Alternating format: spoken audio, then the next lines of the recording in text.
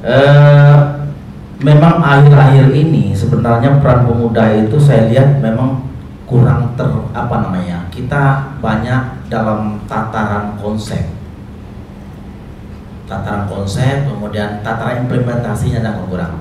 Artinya gini, peran pemuda banyak lebih berperan pada sektor kepolitikan saja. Nah ini artinya terangkum oleh partai-partai yang lebih bergerak. Tetapi peran kita sebagai lembaga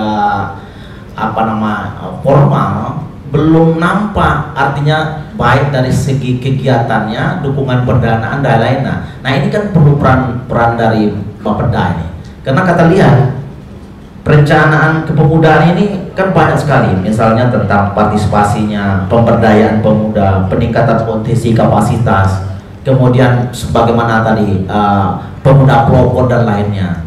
Bahkan Bung Karno pernah bilang, berikan aku 10 pemuda akan guncang dunia. Nah ini kan potensi sebenarnya.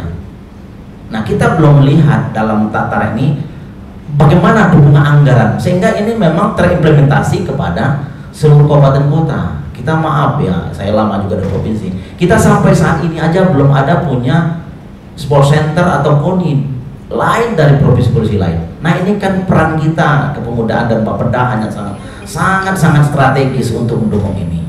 Nah ini yang perlu kita konkretkan, jangan hanya kita RKPD dengan ini, tetapi peran konkret kita belum ada, belum nampak bahwa kalau dulu lihat KMPI-nya, OKB lainnya luar biasa, tumbuh seperti Karang Taruna juga. Nah bukan hanya dia sebagai pelopor saja, tapi dia sebagai pionir dalam membangun kepemudaan di desa-desa, apalagi sekarang dengan adanya narkoba dan semacamnya. Tapi peran kepolisian yang tinggi, bukan peran pemudanya yang lebih aktif untuk hal ini. Nah, ini perlu ini. Jadi perencanaan didukung oleh pendanaan. Nomor HP 0812 1088 4051. Baik, untuk mempersingkat waktu, desa kita tuh tidak bisa mengelak lagi dia. Nah itu yang pertama Pak. Nah jadi kami harapkan ini bisa ke depan ya, ini menjadi perhatian kita semua supaya penggunaan dana desa itu bukan hanya pembangunan fisik-fisik yang sifatnya jalan segala macam, tapi lebih diarahkan pada pembangunan manusianya Pak. Bagian tugas kita dari Dispora dan kita pembentukan Kormi ini juga intinya adalah koordinasi dengan pihak-pihak terkait, terutama dengan Bapeda di dalam penuangan anggaran yang kita harapkan. Pariwisata, karena yang ditempuh adalah jalur-jalur rekreasi masyarakat yang notabene itu adalah tumbuh kembangnya di masyarakat kita. Misalnya kalau dari Bangko itu ada Arung Jeram, kemudian ada pendaki gunung dan lain sebagainya. Di Sarolangun juga itu yang saya tahu, dan mungkin kabupaten lain juga ada hal-hal yang sifatnya spesifik di mana masing-masing kabupaten punya keunggulan komparatif yang tidak dimiliki oleh kabupaten lain, dan itu patut kita kembangkan. Salam sehat, bugar gembira. Dijawab luar biasa. Ya, 1, 2, 3.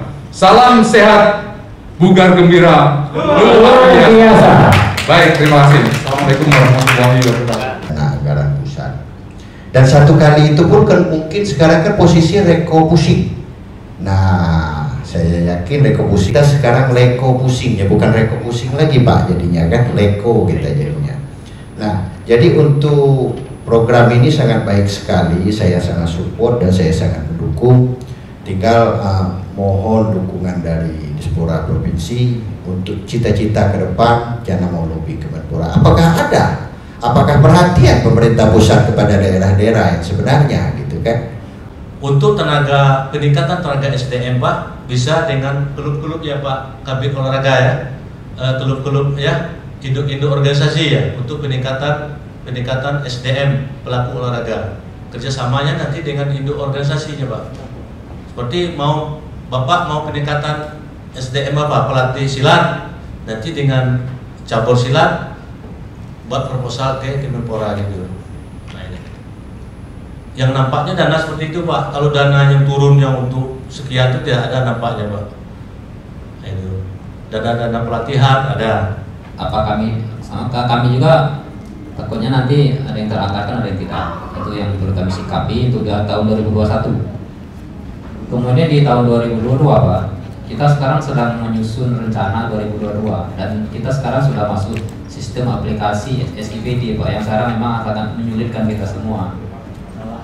Jadi kami pengen jangan sampai nanti rencana provinsi tidak sinkron dengan rencana kami di kabupaten. Nah, jadi meskipun kita tidak tahu bagaimana pelaksanaannya ke depan, paling kita sinkron dulu lah. Masalah pelaksanaannya kalau apa boleh apa tidak saat pandemi nanti dulu, tapi jelas sinkron dulu. Kalau misalnya kegiatan itu menyangkut event provinsi yang pesertanya dari kabupaten, otomatis di kabupaten kota harus menganggarkan. Itu artinya. Jadi paling tidak itu dulu. Sehingga kami tahu informasinya rencana 2022 itu apa sih yang mau dilaksanakan provinsi terhadap event-event olahraga lah paling tidak kan, yang mungkin aksesnya pesertanya dari kabupaten kota. Salah satu mungkin kegiatan kita yang selama ini sering kita lakukan. Itu yang pertama. Kemudian selanjutnya tadi masalah IPP Pak. Tadi Bapak menyinggung masalah IPP. Kami juga baru di Rakor ini mendengar IPP Pak, karena memang selama ini belum pernah kita lakukan dari informasi dari pusat. Ternyata di provinsi pun belum menyusun. Nah, oleh karena itu masalah IPP ini mungkin ya bagaimana kami mau berbuat menyusun rencana aksi untuk EPP di kabupaten kota kalau provinsi saja belum menyusun. Nah, oleh karena itu kami pengen nanti kalau bisa jangan sampai IPP yang kabupaten justru nanti tidak connect dengan IPP provinsi.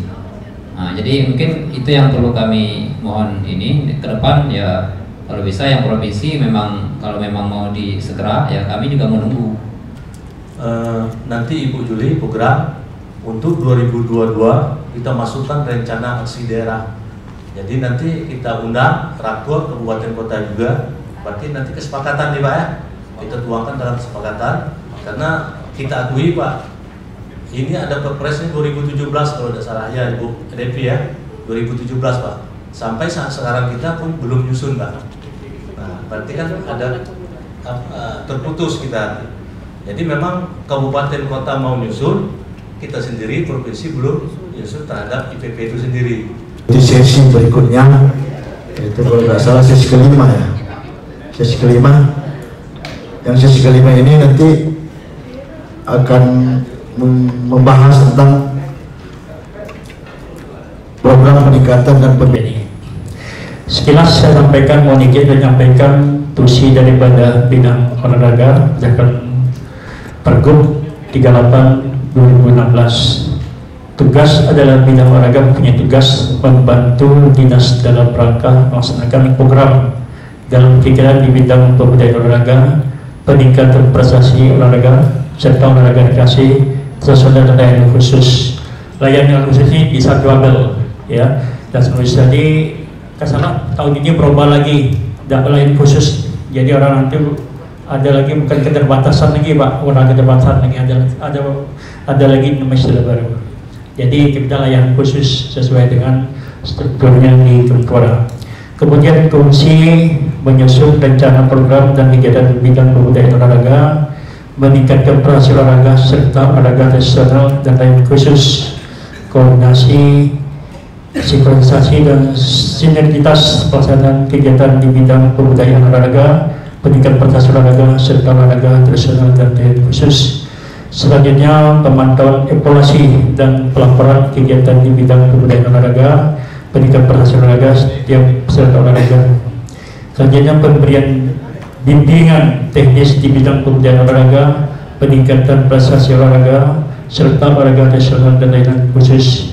Putri, kemudian kejurnas junior tenis lapangan. Ini kita hanya melaksanakan seleksi untuk tingkat nasional. Karena yang paskibraka yang untuk tingkat nasional tahun 2020 kemarin itu tidak bisa dipakai untuk ke tingkat nasional karena umur telah lewat, terus kelasnya juga sudah kelas 3. Kalau menurut aturan dari Kemenpora itu untuk kelas 3 tidak bisa dipakai lagi. Jadi kita tetap memilih untuk yang ke tingkat nasional, 1 orang putra, 1 orang putri. Jadi sekarang kita sudah menyuratkan kabupaten kota untuk mengadakan seleksi untuk mengirimkan pemudanya, peserta paskibnya untuk 1 orang putra, 1 orang putri. Itu pelaksanaan seleksi di tingkat provinsi sekitar tanggal 29 Maret. Dan sekarang kita baru dapat informasi dari kabupaten kota, itu baru berapa kabupaten kota yang kita dapat informasi kapan jadwal seleksinya di kabupaten. 1 pemuda pelopor dari Kabupaten Tanja Barat itu dalam bidang inovasi teknologi itu mendapat juara ketiga tingkat nasional. Dari Bungo itu pemuda hebat dalam bidang pariwisata. Jadi kita berharap tahun ini ada dari kabupaten lain yang bisa menang di tingkat nasional lagi dalam bidang yang lain. Kalau bisa dalam bidang pangan, karena bidang pangan selama ini belum ada. Sementara yang menang bidang pangan di tingkat nasional tahun kemarin itu dari Sumatera Barat, itu produksinya itu keripik ubi. Dan kita sudah ke sana dan sudah mengecek ke sana itu. Kalau kita lihat dari hasil produksinya, terus dari pengemasannya, itu sudah bagus dia.